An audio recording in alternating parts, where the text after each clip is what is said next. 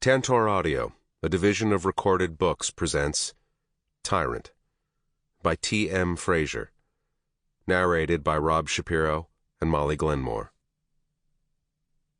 Prologue. King. The average time spent between incarcerations for a career criminal is 6 months. I'd only been out 3. I'd expected to find Max in that car. Instead, cold metal clinked around my wrists, and the asshole pig had the audacity to laugh when he tightened the cuffs to the point of pain. I didn't wince, though. I wouldn't give him the satisfaction. He pressed down on my head roughly and shoved me hard into the back of the old police cruiser. I landed on my side, and my cheek slammed against the sticky seat. It smelled like vomit and bad decisions. My hands tingled from the loss of blood flow. The motherfucker was lucky I was in cuffs. 3 years. They already had me for 3 fucking years, and they were going to have me for a whole lot longer.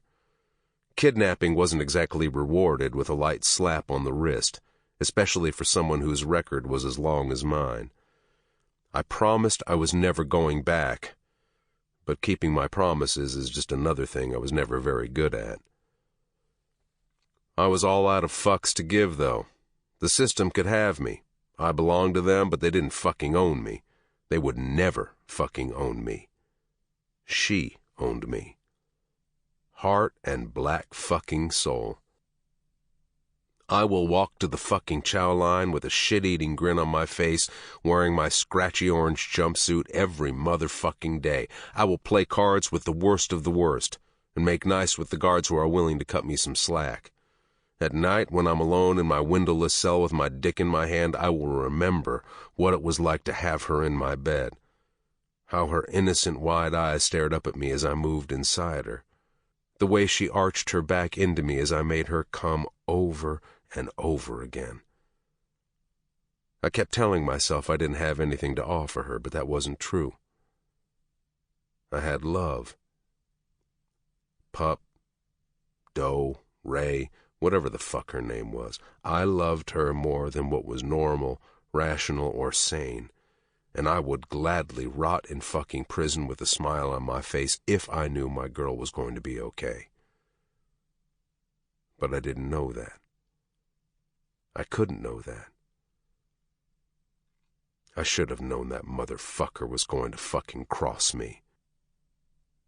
"The notorious Brantley King," the pig said with a smirk as he got into the front seat. The plastic-like leather squeaked against his belt as he closed his door and started the engine. "You'd think you'd have learned your lesson by now, boy." He laughed and shook his head. It was obvious this guy was getting some sort of sick pleasure out of being the one to put me in cuffs. "King," I corrected him defiantly. Nobody called me Brantley but her. "Excuse me?" he asked, raising an eyebrow at me through the rearview mirror. I sat up straight, meeting his gaze with mine as if I were staring straight through to his pussy-ass soul. "They call me King, motherfucker." The rage inside me grew to epic proportions. That's when I noticed the detective didn't turn onto the main road, but instead drove straight onto the path through the woods. This guy was no fucking cop. I spotted his gun. He'd set it on the dash. It was a judge. Not the kind of gun that was standard police issue. This guy wasn't taking me to jail. He was taking me to ground. There was no time to waste. My girls needed me. More than that, I needed them. The moron had cuffed me in front. That should have been my first indicator that something was off. A real cop would have never done that unless he was transporting a nonviolent criminal. Which wasn't me. Using the chain that connected my cuffs, I trapped the fake detective's neck against the headrest and yanked back with all my might until I felt like my biceps were going to explode. His hands left the wheel and flailed about as he tried to connect with my head, but I dodged him by lowering myself behind the seat. The car veered off the path and bounced from side to side as it ran over a patch of knee-high roots. The pressure mounted behind my eyes as I tugged back on the cuffs, squeezing tighter and tighter. I didn't release my hold until the car came crashing to a stop and every inch of life had drained from his body. The fake cop was right. I would never be anything more than the notorious Brantley King. That was fine by me, because the senator had a lesson to learn. You did not take what was mine and not expect to pay in blood, sweat, or pussy. He took my girl. He wanted to take my life. His payment would be in blood. Chapter 1. King. Revenge is sweet. That's what they say anyway. But it wasn't until I crawled out of the wreckage, picking shards of glass from my skin, that I realized how true that saying really was. I could practically taste the revenge on my tongue. I was salivating in anticipation of the moment I would be able to unstrap a belt from my arm and wrap it around the senator's fucking neck for crossing me. It had only been minutes since I'd killed a man, but it had been a long time since I'd taken pleasure in it. Adrenaline like I'd never known, in an amount great enough to wake a corpse, coursed through my veins. I was high on it. I fed off of it. It was like I'd pushed my nose into a bowl of blow and inhaled over and over until I felt like I was invincible. A motherfucking god. And until I fixed the fucking mess I'd made, I wasn't planning on coming down. I felt sorry for any motherfucker who had balls big enough to try and stand in my fucking way. That was the moment I'd first heard it. Him. Preppy. Time to show those cocksuckers they fucked with the wrong kid from the wrong side of the motherfucking trailer park. Preppy's voice was as clear to me in my head as if he stood beside me. I was going fucking insane. By the time I'd crawled out from the woods and made my way back to the house, Bear was just getting off of his bike. When he saw me, he tossed his cigarette to the ground. He marched toward me with hard, angry steps, his forehead creased with lines, his fists clenched. The dry grass crunched under his heavy steps.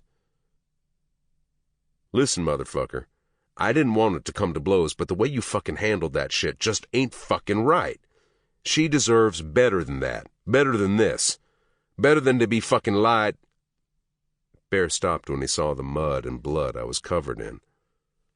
What the fuck happened to you? I pushed past him, ignoring his question, running toward the house, taking the steps 3 at a time.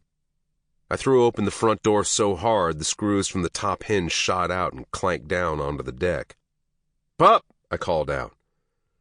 A small part of me held out hope that somehow she had found a way to stay. But the second I entered the house, I didn't have to search the rooms to know she was gone. I felt the emptiness. Fuck! I roared, picking up one of the kitchen chairs. I launched it across the room where it skipped over the glass coffee table, cracking it down the center, punching a basketball-sized hole in the thin drywall as it came crashing to a halt.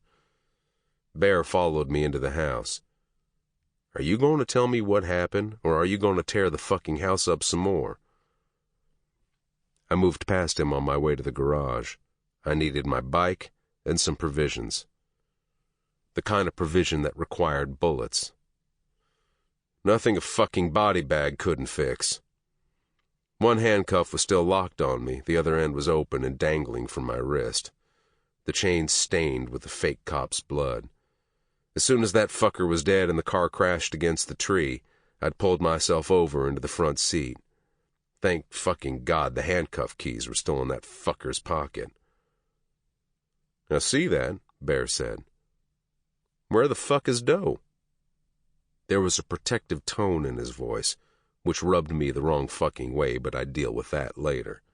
After I got my girl back. The good senator fucked me over.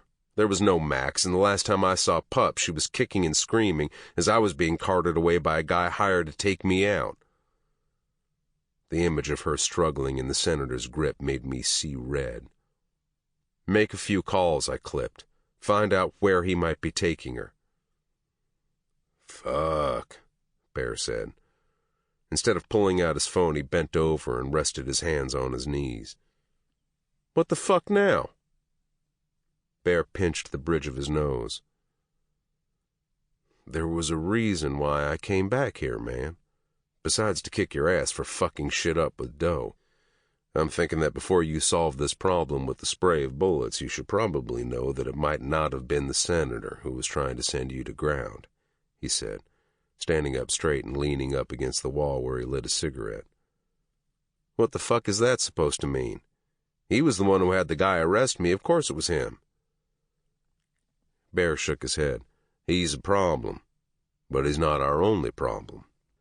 Rage called not 20 minutes ago, and as you know, that fucker's got eyes and ears everywhere. Word is that the shit that went down with Isaac isn't over. Far fucking from it." He ran his hand through his hair, and the ash from his cigarette fell to the carpet. "I made that fucker's head explode myself. Looked pretty over to me," I argued. "No, not Isaac. He's fucking worm food. But someone who's fucking pissed about Isaac not being able to continue selling his shit in Florida on account of him being dead. Someone who ain't afraid to kill entire families to get to the people who wronged him." I stiffened, knowing exactly who he was talking about. "Eli." "Yeah, man," Bear confirmed. "And if I was a betting man, I'd put my money on it being Eli wanting to take you out over Daddy Dearest." Eli Mitchell was who Isaac had filtered his drug money up to. Well, he did, until me, Preppy, and Bear ended him and most of his crew. With his thick-rimmed black glasses and his short stature, no one would never think the guy was capable of half the shit he did on a daily basis.